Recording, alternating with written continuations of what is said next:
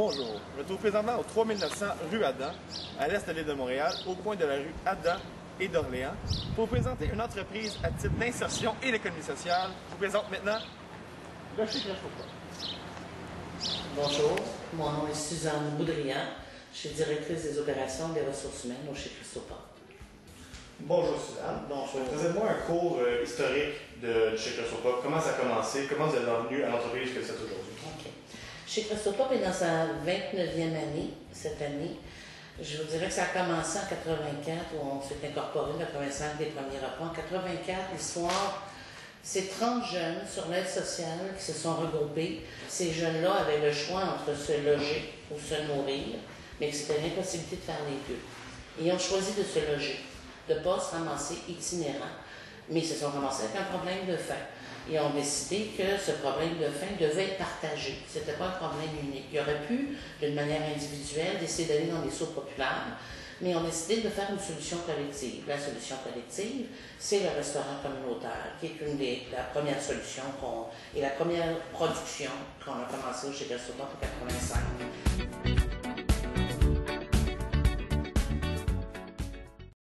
Donc est née la mesure alimentaire qui est partie de Chez Christophe, c'est étendue à travers l'île de Montréal. Aujourd'hui, il y a une dizaine d'organismes qui se séparent le territoire dans tous les quartiers défavorisés. On va livrer 500 repas par jour dans 4 écoles du quartier, dans chaque Maisonneuve. Troisième service qu'on a commencé dans les années 94, je vous racontais, le restaurant communautaire est né de la volonté de trouver une solution collective. Mais rapidement aussi, la question s'est posée, comment on va faire pour arriver à faire un repas qui a du sens, à un prix qui a du sens. Et c'est toute l'idée de la récupération qui est en arrière du repas du restaurant communautaire, c'est-à-dire aller chercher des dons, soit chez les cultivateurs ou soit chez Notion Montréal, toute la notion de la récupération. Dans le fond, à l'époque, le restaurant communautaire était dans un sous-sol d'église, je parlais au coin d'Adam et Joliette. Donc, les gens n'avaient pas accès, les personnes âgées, les personnes à mobilité réduite, les personnes en convalescence. On a décidé de faire des produits congelés, cuisinés ici, des repas individuels, livrés à travers l'île de Montréal pour les 3 clientèles que j'ai mentionnées, âgées, convalescence et à mobilité réduite. Produits du terroir, on appelle ça les produits du terroir, on va aller chercher un arbre de commerce avant que ce soit à la mode. On ment pas tout à fait, on s'entend que ce pas des produits du terroir, dans le sens actuel du terme, mais c'est quand même que les recettes du cercle des fermières, parce que c'est des goûts que les personnes âgées connaissent et apprécient. Donc, on fait 300 repas par jour qu'on va livrer à travers l'île de Montréal. Quatrième production, on a décidé de prendre en charge un café étudiant dans un centre, une école secondaire pour jeunes qui retournent, jeunes décrocheurs, de 16-24 ans, dans le fond, centre Marie-Médiatrice, où on a pris en charge le café étudiant, où on a des gens qui sont en formation là. Et la 5e production, on a décidé de partir un Jubé qui est un restaurant à responsabilité sociale, dans le sens où c'est un restaurant qui n'existe que pour une seule raison, c'est un repas de 10 et 14 $ avec 20 si les gens le veulent, mais les profits vont permettre de maintenir le repas à un prix raisonnable dans la cafétéria.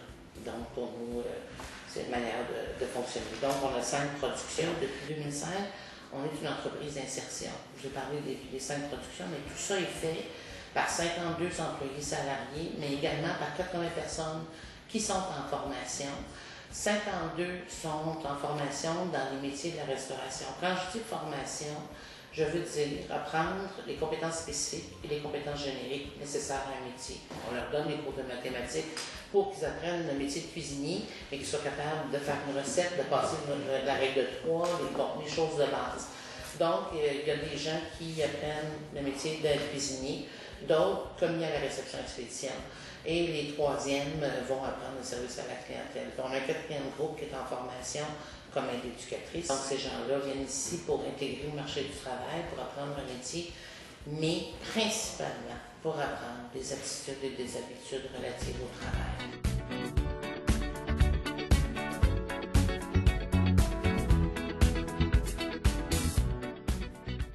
C'est quelle est la gouvernance d'entreprise, les règles pour que ça fonctionne bien? c'est avec beaucoup d'explications, énormément de procédures et de règles à suivre, quelques interdits, qu'on arrive à fonctionner d'une manière qui marche. Les employés, les 52 employés, se doivent d'être des modèles d'employés pour les apprentis. Parce qu'on comprend que les apprentis en entreprise d'insertion sont des gens qui n'ont peut-être pas certaines compétences. Et quand on parlera même pas des compétences spécifiques, des compétences nécessaires au métier, c'est pas ça qui est compliqué à apprendre. Ce qui est difficile à apprendre, c'est le savoir-être. On va maintenant se diriger vers le début de la chaîne, l'approvisionnement. Donc, oui, je vous suis. Suivez-moi. Like the legend of the phoenix, all ends with beginnings. What keeps the planet spinning?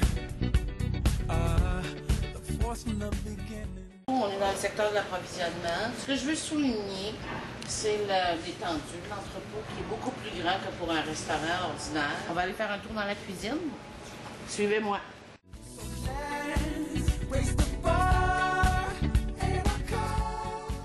Ce que je veux porter l'attention, c'est qu'il y a deux cuisines, une petite et une grande. Ici, c'est la cuisine des débutants pour les apprentis. Une dizaine de personnes commencent, ont chacun leur poste. Chacun a une responsabilité au niveau de la production. Ici, ils font la coupe de légumes pour différentes productions.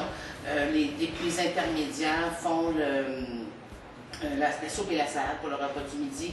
Les finissants font le repas du midi. Leur formation est faite sur le biais du travail. C'est-à-dire qu'on a besoin de faire une salade, on parle d'une approche expérientielle, on a besoin de faire une salade aux pommes de terre, le compagnon, parce que chaque superviseur de ce groupe-là est un compagnon. Ce compagnon va faire la démonstration de la salade de pommes de terre, faire la réalisation par les apprentis et par la suite se retirer. Et sur toutes ces réalisations-là, on va aller au repas. Après, il va se retirer. Ils vont faire une salade de patates qui est plus grosse. On continue ici. Il y a les productions. Dans le fond, on parlait de débutants, intermédiaires, finissants, mais il y a également les produits du terroir qui sont faits ici. Il y a également les repas pour les enfants qui sont faits ici. Il y a également le jubilé qui est fait le midi. Il y a également le repas le soir qui est fait par les cuisiniers du soir. On va aller voir en haut le restaurant. Ce qu'il y a là, suivez-moi. We're up all night to get lucky. We're up all night to get lucky. We're up all night to get lucky. We're up all night to get lucky. En arrière de moi, il y a la ligne de service. Les gens viennent manger. Le repas au restaurant communautaire, 3 $. Pour 3 $, les gens ont accès à une soupe, une salade, du pain, repas principal, jus, thé, café, dessert.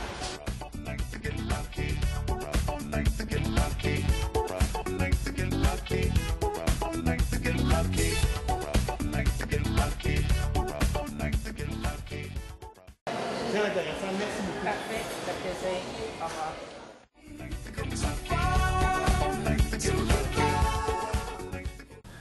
En plus d'être un restaurant, grâce à la grande capacité de sa salle, le Chic Resto Pop offre aussi une formule bar et une formule banquet pour des festivités ou réunions de tout genre, même pour un mariage. Il ne faut pas oublier que le Chic Resto Pop doit son existence au JB, qui a été créé dans le but unique de diminuer le prix des repas à la cafétéria du Chic Resto Pop. En effet, tous les profits réalisés au JB vont directement au restaurant communautaire. Aller manger au JB est une bonne façon de faire un acte socialement responsable, en plus de bénéficier d'un repas délicieux servi dans le temps de le dire. Vous avez faim? Allez, venez, on vous attend.